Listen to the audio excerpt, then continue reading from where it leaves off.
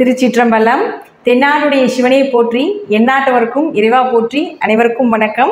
இன்னைக்கு நம்ம பார்க்கக்கூடிய பதிவு என்னன்னு பார்த்துட்டீங்கன்னா, 2024ஆம் ஆண்டுக்குண்டான புத்தாண்டு பலன்கள் 12 ராசிக்கும் எப்படி இருக்கும் அப்படிங்கிறத நம்ம முழுமையாக பார்க்கலாம். அதற்கு முன்னாடி நம்மளோட சேனலை சப்ஸ்கிரைப் பண்ணிக்கோங்க. பெல் பட்டனில் ஆல் அப்படின்னு சொல்லக்கூடிய பட்டனை கிளிக் பண்ணிக்கோங்க. அப்போ தான் நம்ம போடக்கூடிய அனைத்து பதிவுகளுமே உங்களுக்கு வந்துக்கிட்டே இருக்கும். நம்மளுடைய சேனலில் ஆன்மீகம் சம்மந்தப்பட்ட விஷயங்கள், கோவில் வழிபாடுகள், பரிகாரங்கள் எல்லாமே கொடுத்துட்ருக்குறோம். நீங்கள் அதையும் பார்த்து பயன்பெறுங்கள். துலாம் ராசிக்குண்டான 2024ஆம் ஆண்டு எப்படி இருக்கும் அப்படிங்கிறத நம்ம முழுமையாக பார்க்கலாம். துலா ராசிக்கு அப்பாடா போதுண்டா சாமி அப்படின்னு சொல்கிற மாதிரி 1.5 வருஷம் உங்கள் ஜாதகத்தில் கேது இருந்தார். ஆனால் கேது அதிகமான ஞானத்தை கொடுத்துருப்பார். எந்தெந்த விஷயங்கள் எப்போ செய்யணும், பரிகாரங்கள் எங்கெந்த செய்யணும், கோவில் வழிபாடுகள் எங்கே செய்யணும், அதே போல் நமக்கு எது சக்ஸஸ் கொடுக்கும், யாரை போய் பார்த்தா தொழில் வளர்ச்சி உண்டு, யார் நம்ம கூட இருப்பாங்க அப்படிங்கிற எல்லா விஷயத்தையும் கேது கொடுத்துட்டு போயிருப்பார். 1.5 வருட காலங்கள் மிகுந்த அனுபவத்தை, அறிவையும் கொடுத்துட்டு போயிருப்பார், ஞானத்தையும் கொடுத்துட்டு போயிருப்பார். அப்படிங்கிறதுல மாற்றமே கிடையாது. இப்போ கேது பகவான் உங்களுடைய ராசிக்கு 12ஆம் வீட்லேயும், ராகு பகவான் 6ஆம் இடம்னு சொல்லக்கூடிய இடத்துலையும் மீன ராசியில் இருக்கார். இது உங்கள் ராசி.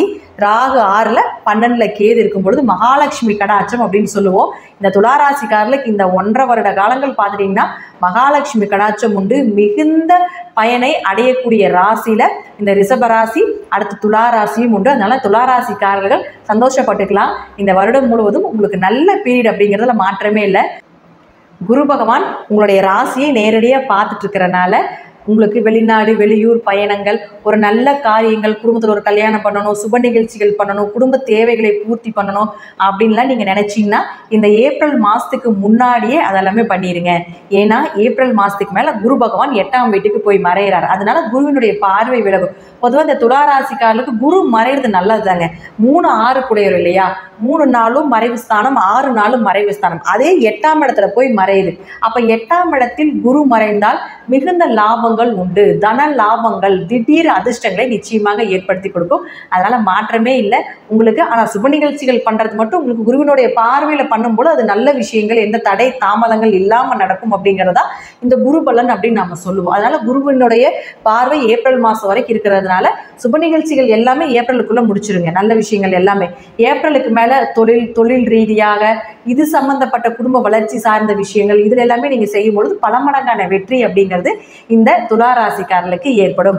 அதே போல ராகு உங்களுக்கு 6ஆம் வீட்டில் இருக்கிறதுனால எதிரிகளை ஜெயிச்சு அங்கே எப்பேற்பட்ட பிரச்சனைகளாக இருந்தாலும் நீங்க தான் அங்கே தலை நிமிர்ந்து நிற்கக்கூடிய ஒரு அமைப்பை இந்த ராகு பகவான் ஏற்படுத்தி கொடுப்பார். மதிப்பு, மரியாதை, கௌரவம், அந்தஸ்து இதுக்கெல்லாமே இந்த வருடம் உங்களுக்கு குறைபாடே இல்லை அப்படிங்கிறது தான் முழுமையான உண்மை. அடுத்து 5ஆம் வீட்டில் சனி பகவான் இருக்கார். இங்கேயே தான் இருப்பார். அப்போது சனி பகவான் இந்த 1 வருட காலங்களும் இங்கே இருக்கும்பொழுது 5ங்கிற அதிர்ஷ்ட ஸ்தானம் இல்லையா, அது 5ஆம் அதிபதி, அதிர்ஷ்டத்தை சொல்லக்கூடிய கிரகமே துளாராசிக்காரர்களுக்கு சனி பகவான் தான். அப்போது அவரே அதே இடத்துல இருக்கும் பொழுது ஒரு இடமாற்றமோ, ஒரு வீடு மாற்றமோ, ஒரு தொழில் மாற்றமோ நிச்சயமாக ஏற்படுத்தி கொடுப்பார். அதே போல் குலதெய்வம் உங்கள் வீட்டில் வந்து பேசக்கூடிய ஒரு அமைப்பை உண்டு. குலதெய்வம் உங்களுடைய வாசம் செய்யும். ஏன்னா 4, 5 கூடையவர், 4ன்னா வீடு, அப்போ 5ன்னா குலதெய்வம். அப்போ குலதெய்வம் கண்டிப்பாக உங்கள் வீட்டில் வரக்கூடிய ஒரு அமைப்பு உண்டு. குலதெய்வ வழிபாடு சிறப்பாக பண்ணப்பட உங்களுடைய வாழ்க்கையில் மிகப்பெரிய வெற்றி அப்படிங்கிறது இந்த துளாராசிக்காரர்களுக்கு இந்த வருடம் ஏற்படும் அப்படிங்கிறதுல மாற்றமே இல்லை. குழந்தைகள் எல்லாமே உங்களுடைய ஜாதகப்படி குழந்தைகளுக்கு வேலை வாய்ப்பு, குழந்தைகள் வெளிநாடு போகிறது இதெல்லாமே நிச்சயமாக கிடைக்கும். குழந்தைகளுக்கு வெளிநாட்டு வேலைகள் இதெல்லாமே இந்த சனி பகவான் ஏற்படுத்தி கொடுப்பார். முயற்சிகள் வெற்றியடையும். நீங்கள் தொட்டது எல்லாமே நல்லபடியாக தொடங்கி உங்களுக்கு நல்ல லாபத்தை ஏற்படுத்தக்கூடிய ஒரு காலகட்டங்களாக இருக்கும். அதில் மாற்றமே இல்லை. நீங்கள் எங்கே போனாலும் பெயரும் புகழும் கிடைக்கும் அப்படிங்கிறதுலையும் மாற்றமே இல்லை. மாணவர்கள் நல்ல மார்க் வாங்குவாங்க. ஸ்போர்ட்ஸில் இருக்கக்கூடியவர்களுக்கு எல்லாமே நல்ல பெயர் கிடைக்கும். அதே போல் கலைத்துறையில் இருக்கக்கூடியவர்களுக்கு எல்லாமே பார்த்தீங்கன்னா நல்ல பட வாய்ப்புகள், கலைத்துறைக்கு பின்னாடி வேலை செய்யக்கூடிய அனைத்து கலைஞர்களுக்கும் பார்த்தீங்கன்னா நல்ல ஒரு வருமானம் கிடைப்பதற்குண்டான வாய்ப்புகளும் உண்டு. அரசியல் இருக்கக்கூடியவர்களுக்கும் நல்ல மக்கள் கூட்டம் பெறுவதற்குண்டான வாய்ப்புகளும் உண்டு. ஆரோக்கியமும் சிறப்பாக இருக்கும். அரசு சார்ந்த துறையில் இருக்கக்கூடியவர்களுக்கும் ப்ரமோஷன், நீங்கள் என்ன நினச்சி லாபங்கள் எதிர்பார்க்குறீங்களோ அதோட ப்ரமோஷன் கிடைக்கும், டிரான்ஸ்ஃபர் கிடைக்கிறதுக்கு உண்டான வாய்ப்புகள் இதெல்லாமே உண்டு. துளாராசிக்காரர்களுக்கு இந்த வருடம் ஒரு பொன்னான வருடமாக இருக்குது. அதில் மாற்றமே இல்லை. திருமணம் கைகூடி வர்றதுக்குண்டான வாய்ப்புகள் உண்டு. நீங்கள் எதிர்பார்த்த வரன் வருவதற்குண்டான வாய்ப்புகள் உண்டு. பண வரவு, பொருள் வரவு, குடும்ப தேவைகள் இது எல்லாமே பூர்த்தி பண்ணக்கூடிய ஒரு அமைப்பும் உண்டு. கடன் விலகும், ஆரோக்கியம் சிறப்பாக இருக்கும். இதில் எல்லாமே நீங்கள் என்ன மாதிரி நினச்சிட்டு இருக்கீங்களோ அதற்கு தகுந்ததை விட பல மடங்கான வெற்றிகள் இந்த வருடம் கிடைப்பதற்குண்டான வாய்ப்புகள் உண்டு.